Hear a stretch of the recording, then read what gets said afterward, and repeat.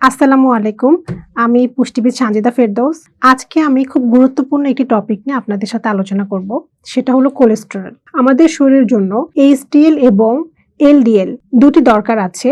তো এলডিএল এর মধ্যে স্মল পার্টিকেল গুলো আমাদের শরীরের জন্য ক্ষতিকর, কারণ এটি শরীরে তাড়াতাড়ি অক্সিডাইজড হয়ে যায়। অর্থাৎ অক্সিডাইজড কোলেস্টেরল শরীরের জন্য খারাপ। সেটি আসে খাবার থেকে, যেমন সিম্পল কার্বোহাইড্রেট অর্থাৎ সব ধরনের vegetable oil, junk food, processed food ইত্যাদি। অক্সিডাইজড পার্টিকেল গুলো বন্ধ করতে হবে। এই ধরনের খাবার আর ধূমপান বন্ধ করতে হবে এবং ফিজিক্যালি অ্যাক্টিভ থাকতে হবে। আরেকটা জিনিস দেখতে হবে, সেটা হলো কোলেস্টেরল রেশিও। কোলেস্টেরল বেশি হলেও সমস্যা নেই যদি কোলেস্টেরল রেশিও ঠিক থাকে, অর্থাৎ total cholesterol divided by HDL, এটি হচ্ছে রেশিও। এটি 3 বা 4 এর কাছাকাছি থাকলে কোনো সমস্যা নেই। আজকে এ পর্যন্তই। সবাই ভালো থাকবেন, সুস্থ থাকবেন।